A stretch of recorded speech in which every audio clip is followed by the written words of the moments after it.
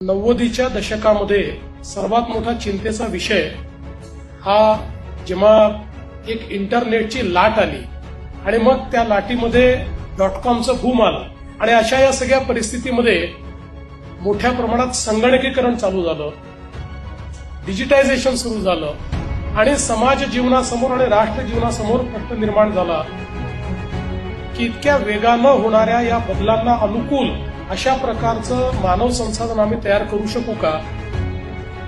या बदलाचे जे काही सामाजिक आर्थिक परिणाम आहेत त्या परिणामांच्या करता आम्ही तयार आहोत का?